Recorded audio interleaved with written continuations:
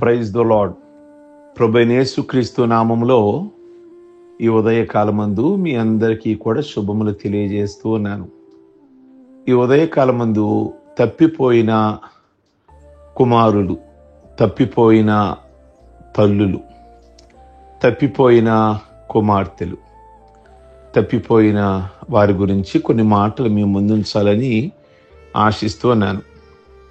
తప్పిపోవడము అనేది మానవ స్వభావం.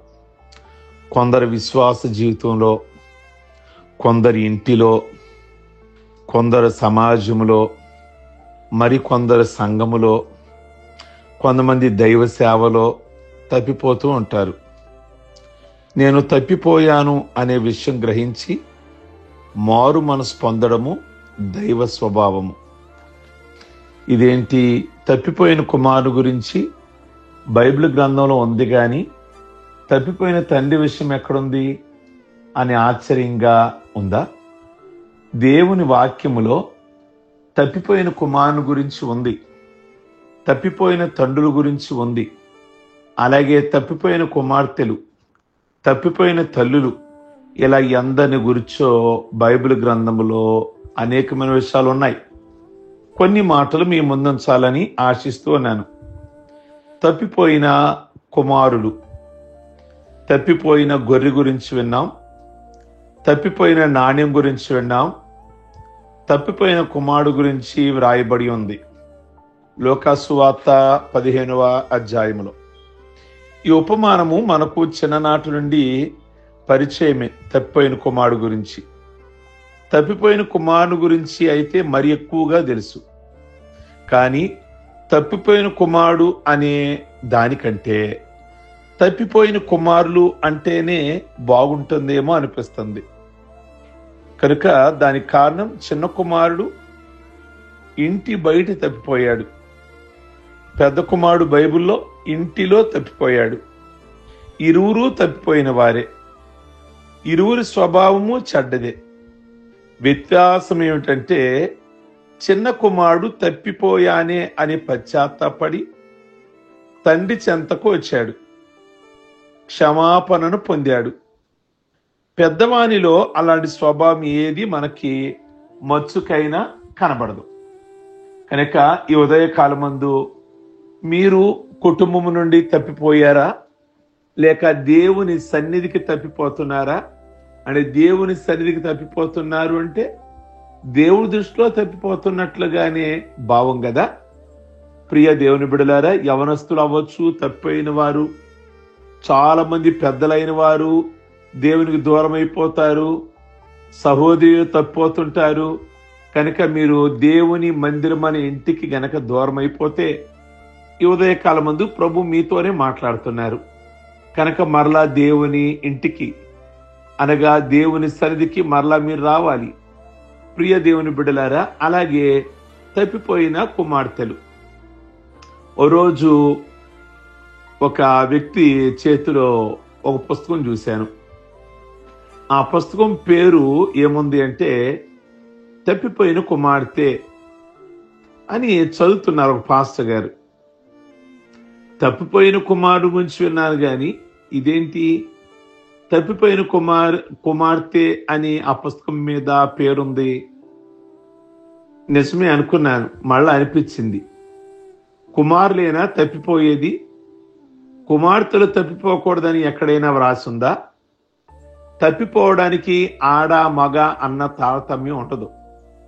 అందరం పాపం చేసి దేవుడు అనుగ్రహించు మహిమను పొందలేకపోతున్నాం అని కదా దేవుని వాక్యం బోధిస్తుంది.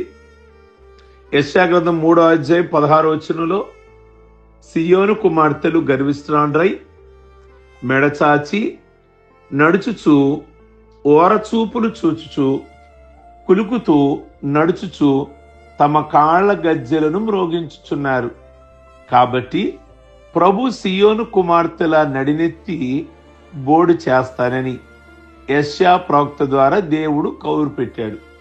అంటే సియోను కుమార్తెలు అంటే యెరూషలేము కుమార్తెలు, అనగా ప్రభువుని ఎరిగినటువంటి బిడ్డలు. మొత్తానికి వాళ్ళు ఆత్మీయంగా దేవునికి దూరం అయిపోయారు, ఆత్మీయత విషయంలో తప్పిపోయారు. ప్రియ దేవుని బిడలారా, కనుక వాళ్ళ గురించి ప్రభు చాలా వేదన పడుతున్నారు. ఎందుకు లోకస్తులాగా జీవిస్తున్నారు? వాళ్ళ కుమార్తెలు గర్విష్ఠులు అయిపోయారు. సియోను కుమార్తెలు మెడ చాపి నడుస్తూ ఓర చూపులు. ఏంటి ఆ లోకస్తుల్లాగా చూపులేంటి? లోకస్తుల్లాగా జీవితం ఏంటి? కులుగుతూ నడుస్తున్నారు, తమ కాళ్ళ గజ్జలను మ్రోగిస్తున్నారు. ప్రభు సియోను కుమార్తెలు నడినెత్తి బోడు చేస్తాను, వాళ్ళని నేను శిక్షిస్తాను, వాళ్ళకేంటో నేనేంటో తెలుపుతాను. కనుక వాళ్ళు దేవుని సన్నిధికి దూరమై లోకస్తులలాగా లోక జీవితాన్ని వాళ్ళు గడుపుతూ ఉన్నారు, లోకంలో సంతోషిస్తున్నారు. ప్రియ దేవుని బిడలారా, కనుక లోక ఆభరణాలన్నీ కలిగిన వారుగా ఉండి ఏంటి వాళ్ళలో ఆత్మీయత లేదు, దేవుని భయం లేదు, ఎందుకు అలా జీవిస్తున్నారు వాళ్ళు అని ప్రభు వాళ్ళ గురించి, ఆ తప్పిపోయిన దేవుని బిడల గురించి రాస్తున్నాడు. ఆ కుమార్తెల గురించి ఈ ఉదయకాలం ముందు దేవుని సన్నిధికి దూరం అయిపోతున్న కుమార్తెలు లాగా ఉన్నారా? ఇందా మాట్లాడుకున్నాం. కుమారులే కాదు, కుమార్తెలు కూడా దేవుని బిడలు చాలా మంది దేవుని సన్నిధికి వస్తున్నారు, కానీ దేవుని భయం లేని వారుగా జీవిస్తున్నారు. అంటే తప్పిపోయినట్లే. దేవుని మందిరానికి వస్తున్నాను గనక నేను తప్పిపోలేదు అని అనుకోమాకండి. కుమారులైనా కుమార్తెలైనా, పెద్దవారైనా చిన్నవారైనా దేవుని మందిరానికి వచ్చి దేవుని వాక్యానుసారంగా ఎవరు జీవించిపోయినా, దేవుని భయం లేకుండా ఎవరు జీవించినా, నేను క్రమంగా వస్తున్నా కదా, ప్రార్థన అనగానే కళ్ళు మూసుకుంటున్నాను కదా, కీర్తన అనగానే నిలబడుతున్నాను కదా, చప్పళ్ళు కొడుతున్నాను కదా, కానుక వేస్తున్నాను కదా అని నీవు అనుకుంటున్నావు. కానీ లోక విధానములో ఏది దేనిని విడిచిపెట్టలా. అన్యుల కంటే ఎక్కువగా చేస్తున్నావు. అంటే నువ్వు దేవుడి విషయంలో మందిరానికి వస్తున్నావు పేరు గాని నువ్వు తప్పిపోయావు అని ఉదయకాలం ముందు ప్రభు స్వరముతో మాట్లాడుతున్నారు. అలాగే తప్పిపోయిన తల్లులు కూడా మనకు బైబిల్లో కనిపిస్తారు. పవిత్ర బైబిల్ గ్రంథంలో అతల్య అని ఒక తల్లి విషయము ప్రస్తావించబడింది. ఇలాంటి పాపిష్టి తల్లులుంటారా అన్న ఆశ్చర్యం కలిగించేలా తన కుమారులకు తాను తప్పు త్రోవ చూపించింది.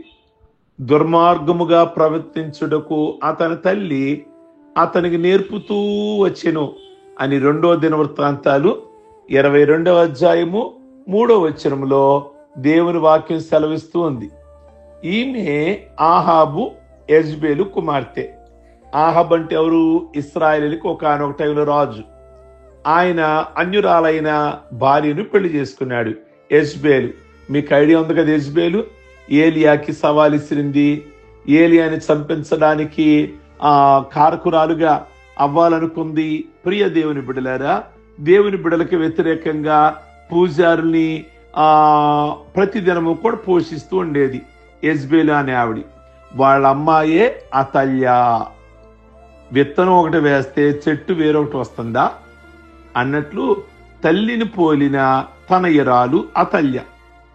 భక్తి కలిగిన రాజున్నాడు, ఐడియా ఉందా మీకు? యెహోషాపాతు. చాలా చాలా ఆత్మీయుడు.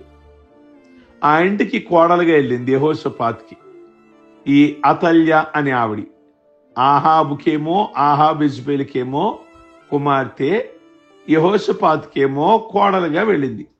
ఈ దుష్టురాలు తన పెనిమిటిని విగ్రహారాధన వైపు తిప్పడమే కాకుండా యెహోరాము తన భర్త తిప్పడం మాత్రమే కాక తన కుమారుని దుర్మార్గముగా ప్రవర్తించడానికి నేర్పుతూ వచ్చింది. గమనించండి, నేర్పుతూ వచ్చింది అంటే 1 రోజు కాదు, 2 రోజులు కాదు, ప్రతిరోజు. ప్రియ దేవుని బిడలారా, అలాంటి తల్లులు లేరా? చెడు మార్గంలో నడిపించిన అతల్య ప్రతిదినం ఏదో ఒకటి మాట్లాడుతూ వాళ్ళ చెడగొట్టేదిగా. తల్లి అనేవాళ్ళు మంచి మాటలు చెప్పాలి. ప్రియ దేవుని బిడలారా, కనుక చాలా మంది వేరే వాళ్ళ మీద అసూయ కలిగేలాగా మాట్లాడతారు, కుమార్తెల దగ్గర కానీ. కనుక వాళ్ళు చెడిపోకేమవుతారు?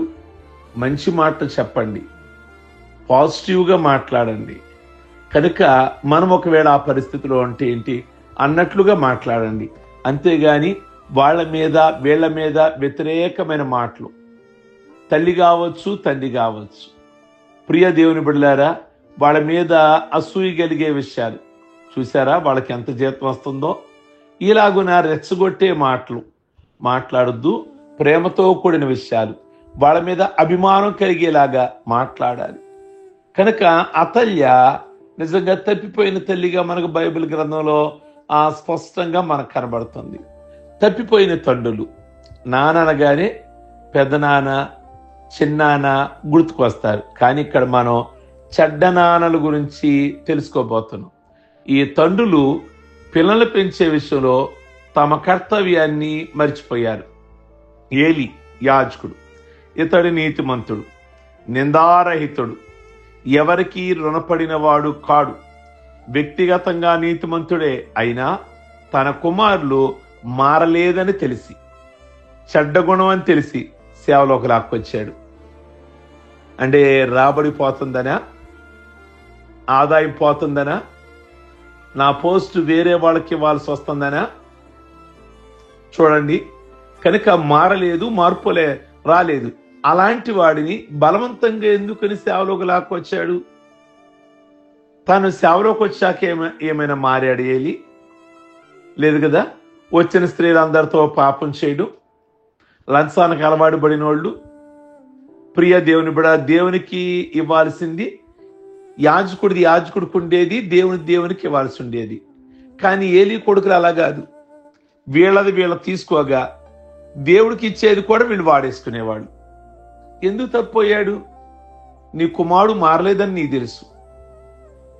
ప్రజలని మభ్యపెట్టి సేవలోకి ఎందుకు తీసుకొచ్చావు? నువ్వు మంచోడివి. ఏలి మంచోడు, నిందారహితుడు, నిందలేనివాడు, నిండు వృద్ధాప్యం వరకు బ్రహ్మాండమైన పరిచయం చేశాడు. కనుక నేను జ్ఞాపకం చేస్తున్నా, మారలేదా? వారిని మనం ఫుల్ పీట్ ఎక్కియడానికి, సేవలోకి మారిన తర్వాత వాడిని సేవలోకి తీసుకురావాలి. నిజమైన మార్పు కలిగిన తర్వాత వాడిని సేవలోకి తీసుకురావాలి. కేవలం మనం మారకుండానే వాళ్ళ మీద సేవలోకి తీసుకొచ్చేస్తున్నాం అంటే రోజులు గడిపేద్దాం అని అనుకుంటే కేవలం ధనం కోసమే. ఆ డబ్బు వేరే వాళ్ళు తినకూడదు, మనం తినాలి అని. కనుక ఇలాంటి సంఘటనలు చాలా ఉన్నాయి. ప్రియ దేవుని బిడ్డలారా, వద్దు. అలా దేవుని సేవను మనం మోసం చేయటము మనకి ఆ దీవెన కాదు. కనుక గమనించండి, ఏలి అలాగే నిజంగా తప్పిపోయాడని మనం దేవుని యొక్క వాక్యంలో మనం జ్ఞాపకం చేసుకుంటూ ఉంటాం. బైబిల్లో 1 సమూయేలు 2:24 అతడు గురించి మాట ఉంది. అక్కడ గద్దించినని వ్రాయబడి ఉంది. ఆ గద్దింపు ఎలా ఉంది అంటే పెద్ద వ్యాధికి చిన్న మందు అన్నట్లుగా ఉంది. తన పిల్లలు దేవుని ఉగ్రతకు లోనై యుద్ధములో మృతి చెందారు. ఏలి కూడా వార్త విని కింద పడి మెడ విరిగి చనిపోయాడు. చాలా బాధ కలిగే విషయం. రెండోది దావీదు హృదయానుసారమైన వ్యక్తి, దేవునికి ఇష్టానుసారుడైన వ్యక్తి, ప్రియ దేవుని బిడ్డ. కానీ పాపం విషయంలో తన పిల్లలకు చెడ్డ మాదిరి అయ్యాడు. దావీదు 4వ కుమారుడైన అదోనియా గర్వించి పాపం చేస్తే బహు సౌందర్యవంతుడైనందున దావీదు అతనిని గద్దించి విచారించిన వాడు కాదు. దేవుని చేత నియమించబడిన రాజును దేవుని కార్యాలను అడ్డగించినందున అది అతని మరణానికి దారితీసింది.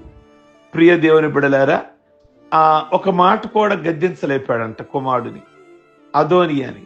కనుక ఈ విషయంలో అతను కూడా దావీదు పాపం చేశాడు గనక మరి అదే పిల్లలు మాదిరిగా ఎంచుకున్నారు. కనుక ఈ విషయంలో దావీదు తప్పిపోయాడు అని మనం జ్ఞాపకం చేసుకోవాలి.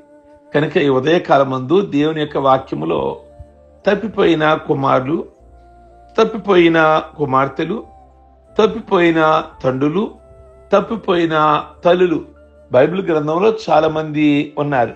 వాళ్ళు ఏం మెసేజ్ ఇవ్వగలరు? ఏ మెసేజ్ ఇవ్వలేరు కదా. సంఘానికి, సమాజమునకు, కుటుంబాలకి ఏ మెసేజ్ ఇవ్వలేరు కదా.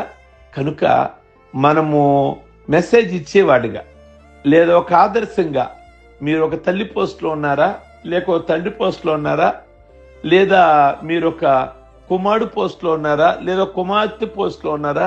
కనుక ఏ పోస్టులో ఉన్నా తప్పిపోకుండా విశ్వాసం కలిగిన వారిగా జీవించడానికి మనం సిద్ధపడదాం. ప్రార్థించుకుందాం. సర్వశక్తి కలిగిన తండ్రి, మీ ఘనమైన నామమును బట్టి మీ వందనాలు. తప్పిపోయిన కుమారుడు, తప్పిపోయిన కుమార్తె, తప్పిపోయిన తల్లే, తప్పిపోయిన తండ్రి, ప్రభువా మేము ఆలస్యంలో కాకుండా అయ్యా మీకు స్తోత్రాలు చెల్లిస్తున్నాం. మీ వాక్యమును విని దాని ప్రకారంగా జీవించగలిగిన వారుగా మమ్మల్ని సిద్ధపరచమని ప్రార్థిస్తూ, ఈ ఉదయకాలమందు ఈ ప్రార్థనలో ఏకీభిస్తున్న ప్రతి బిడ్డను, ప్రతి కుటుంబాన్ని పేరు పేరున మీరు దీవించండి, ఆశీర్వదించండి. వారి కుటుంబాలలో మేలు కలుగులాగున, దీవెన కలుగులాగున మీరే కృప చూపించి మేలు చేసి, ఈరోజు పెళ్లి రోజులు, పుట్టినరోజులు, రక్షణ పొందిన రోజులు చేసుకుంటున్న బిడ్డలందరినీ కూడా దీవించి ఆయుష్, ఆరోగ్యాలు వారికి మీరు దయచేసి ఈ దిన ప్రయాణాలలో, మార్గాలలో, అన్ని విషయాల్లో కూడా మీరే తోడై ఉండమని యేసయ్య నామములో అడుగుచున్నాం తండ్రి. ఆమేన్. God bless you. ప్రభు మిమ్మల్ని దీవించును గాక.